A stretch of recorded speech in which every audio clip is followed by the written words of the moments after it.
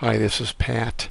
This camera was purchased and loaned to me, and first of all, it's an Nex-7 purchased from 42nd Street Photo for $1,229 with the kit lens, which is the 18 to 55 3.5 to 5.6 lens, which so far seems to be actually a very good lens. It was rated poorly for clarity, but it's much better than they seem to rate it for.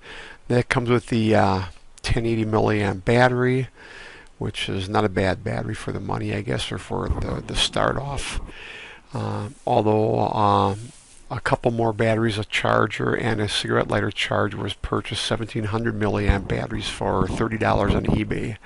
There's the wall charger that makes things very convenient, no extra cords to worry about.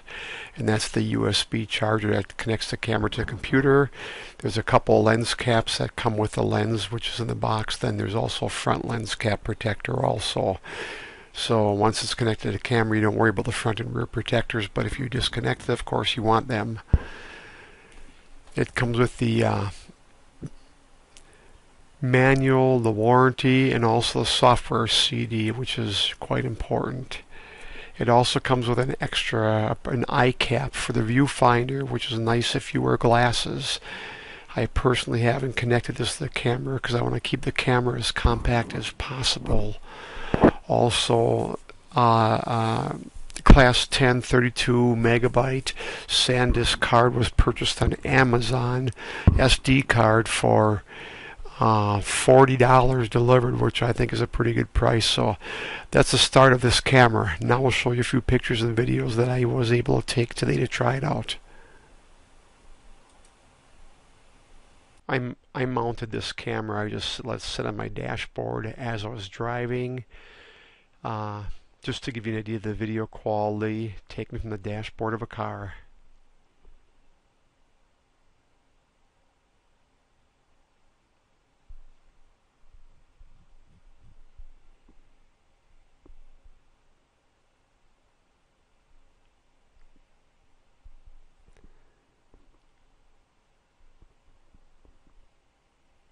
Enough of that one. Here we've got a bee flying around enjoying his flowers, his pollen, and the focus has some issues. You know, when you're shooting this close up, maybe I was too close, but I mean it was still pretty awesome. Short spurt. Another bee just playing around, having a good time, enjoying the beautiful sunny weather. Picture of a butterfly. There, the quality and the clarity is pretty impressive. I think it's great.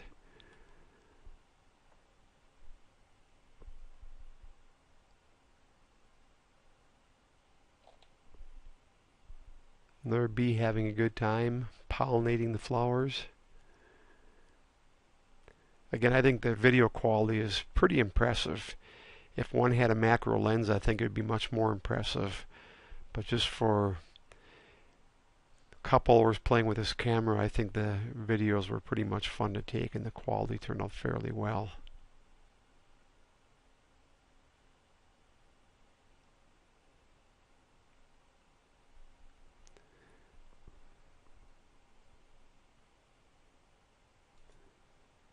And there's a yellow jacket. So I hope this video gave you some idea of the quality. I hope this tutorial did you some good. I hope you enjoy it. I've got to show back one more picture of a fly I took, which is pretty cool. I thought he turned out really cool. And there's no tripod, just goofing around taking these, so it was nothing real complicated, just playing around. This at 74%. We can zoom in back out to, you know, see the whole picture. It's pretty cool. So hope this tutorial did you some good. Hope it gave you some ideas and info on the Sony NEX with the kit lens, the 3.5 to 5.6, which is a limited f-stop. If we had a better f-stop, we'd have a much nicer depth of field. I don't know why they can't put a nicer depth of field in here, like I'll go up to f22. You do so much better macro photos with that then. But again, for a lens that doesn't cost very much, it's a good start. God bless. Have a good one. I'm going to now go through a couple, a half dozen photographs I had taken in yesterday and last night. Actually, today I took these. Here's a picture of a bee I took at an environmental park we have. No macro lens. It was taken with a 16 to 55 millimeter kit lens. This is blown up at 12.25%. For the heck of it, we can zoom in more. That's at 40%. Zoom into 100% right there. It takes a pretty good quality picture. The ratings on this lens, the optical quality, I think on photozone.de was like a 1.5. I've gotten stars, which is a very poor rating. I've got no idea where they get the rating because I think the quality is pretty fantastic. So that's photograph number one. I think this is pretty much the same thing. We'll go on to, this is a raw file taken of the bee, same thing, but it's a 40, 50%, 100%. It's actually pretty good. The quality is pretty phenomenal. Here's another picture of a bee. This was enhanced, and this was taken again. This is 22%. You can zoom it up to about 57%. 100%, and this was enhanced with Photoshop and a couple other programs, but the quality is pretty incredible in my opinion.